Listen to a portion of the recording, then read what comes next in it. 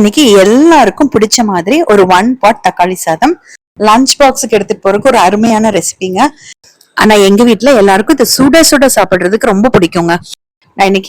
நான் காமிக்கிற டம்ளர்ல 2 டம்ளர் அளவுக்கு புழுங்கல் அரிசி சாப்பாட்டு அரிசி எடுத்திருக்கேங்க.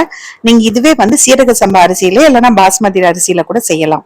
இந்த அளவு பாத்தீங்கன்னா 4 பேர் சாப்பிடலாம். அரிசி தண்ணியில போட்டுட்டு நம்ம வெங்காயம் கட் பண்ற ப்ராசஸ் பண்ணோம்னா அது வரைக்கும் ஊறினா போதுங்க.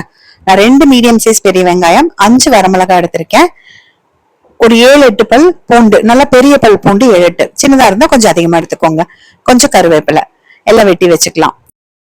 தக்காளி பாத்தீங்கன்னா 1 டம்ளர் அரிசிக்கு 2, நல்லா பெரிய தக்காளியா இருந்தா 2, இது கொஞ்சம் மீடியம் சைஸா இருக்கிறதுனால 4 தக்காளி கூட இன்னொரு தக்காளி 5 எடுத்திருக்கேங்க. கட் பண்ணி வச்சிருக்கேன். இது நம்ம கட் பண்ணியும் தாளிக்கலாம். ஆனா நான் என்ன பண்ணுவேன்னா எப்பவுமே மிக்சில ஒரு 2 திருப்பிடுவேங்க. அதாவது ரொம்ப நைஸா பேஸ்ட் மாதிரி இருக்கணும்னு இல்ல, ஜஸ்ட் அந்த உருவம் தெரியாம இருந்தா கொஞ்சம் எடுத்து வைக்க மாட்டாங்க சின்ன பசங்க சாப்பிடும் போது. அதனால சாதம் தாளிக்கிறதுக்கு குக்கர்ல ஒரு 4 ஸ்பூன் அளவுக்கு எண்ணெயும் 1 ஸ்பூன் நெய்யும் எடுத்திருக்கேங்க. நீங்க நெய் கடைசியில கூட சேர்த்துக்கலாம். கொத்தமல்லி தலை சேர்க்கும் போது ஒரு துண்டு பட்டை, 6 கிராம்பு சேர்த்திருக்கேன்.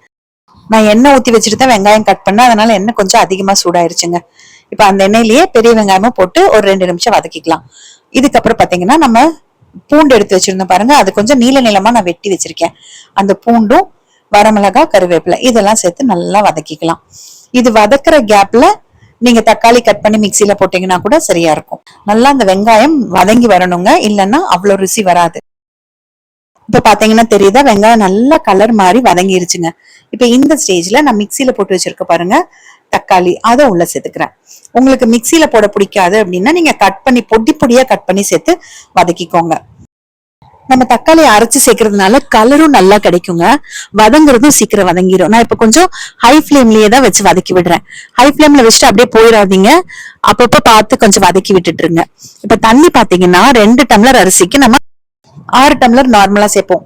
ஆனா இந்த தக்காளி சாதத்துக்கு 2 டம்ளருக்கு நான் 5 டம்ளர் சேர்க்கிறேன். அதாவது 1 டம்ளர் அரிசிக்கு 2.5 டம்ளர் அளவுக்கு தண்ணி. ஒரு பக்கம் தக்காளி வதங்கும் போதே நான் இன்னொரு பக்கம் நான் தண்ணி எடுத்து வச்சிருந்தேன் பாருங்க 5 டம்ளர், அதை ஒரு பாத்திரத்துல ஊத்தி அடுப்புல வச்சாச்சு. இப்ப பாருங்க இது நல்லா எண்ணெய் பிரிஞ்சு வந்திருக்கு. சும்மா கெட்டியானதுமே அடுத்த ப்ராசஸ் பண்ணக்கூடாதுங்க. நல்லா எண்ணெய் பிரிஞ்சு வந்தா மட்டும்தான் தக்காளி சாதம் சுவையா இருக்கும். இந்த டைம்ல எண்ணெய் பிரிஞ்சு வந்ததுக்கு அப்புறமா கலந்து விட்டுட்டு நம்ம எடுத்து வச்சிருந்த தண்ணியும் கொதிச்சிருச்சு, அதை தண்ணியும் உள்ள ஊத்திக்கலாம். அரிசி பாத்தீங்கன்னா 1/2 மணி நேரம் ஊறின அரிசிய நல்லா கழுவிட்டு வடிகட்டில போட்டு வடிச்சு வச்சிருக்கேன். 3/4 ஸ்பூன் அளவுக்கு உப்பு. வடிகட்டில போட்டு வடிக்கலைன்னா நம்ம அந்த அரிசி கழுவின தண்ணி ஊத்தினாலும் அந்த அரிசிக்குள்ள கொஞ்சம் தண்ணி இருக்கும், அப்ப பாத்தீங்கன்னா கொஞ்சம் குழஞ்சிரும். அதனாலதான் நான் வடிகட்டிட்டு சேர்த்துக்கிறேன். நல்லா கலந்து விட்டுட்டு குக்கர் மூடி வச்சிருங்க. தண்ணி ஏற்கனவே கொதிச்ச தண்ணியை தான் நம்ம ஊத்திருக்கோம். ஒரு 2 நிமிஷத்துல ஆவி வந்துடும். நான் ஆவி வந்ததுமே சொன்ன மாதிரி சிம் பண்ணிட்டு வெயிட் போட்டுட்டு 12 நிமிஷம் விடுங்க. அப்படி இல்லைன்னா ஹை ஃபிளேம்ல வச்சீங்கன்னா ஒரு 5 விசில் விட்டீங்கன்னா போதும். ஆவி இறங்கினதுக்கு அப்புறமா ஓபன் பண்ணி பாத்துக்கோங்க. கொஞ்சம் கொத்தமல்லி தலை சேர்த்துக்கோங்க. செக் பண்ணவே வேண்டாம், கரெக்டா வெந்திருக்கும். அடி பிடிக்கவும் இல்ல, வேகாமையும் இல்லைங்க. இதே நீங்க சீரக சம்பா அரிசி எடுத்திருந்தீங்க அப்படின்னா 1:2 ரேஷியோல தான் தண்ணி ஊத்தணும். அப்ப பாத்தீங்கன்னா 4 டம்ளருக்கு பதிலா ஒரு 3 டம்ளரா ஊத்திக்கிட்டீங்கன்னா கரெக்டா இருக்கும். அதே மாதிரி டைமும் பாத்தீங்கன்னா ஆவி வந்ததுக்கு அப்புறமா வெயிட் போட்டுட்டு சிம்ல 10 நிமிஷம் வைக்கணும். சீரக சம்பா அரிசியா இருந்தா, நான் இன்னைக்கு இந்த சாப்பாட்டு அரிசி எடுத்ததுனால சிம்ல ஒரு 13 நிமிஷம் வச்சேங்க. சுத்தமா அடிப்பிடிக்கவே இல்லை பாருங்க. சாதமும் நல்லா வெந்திருக்குங்க.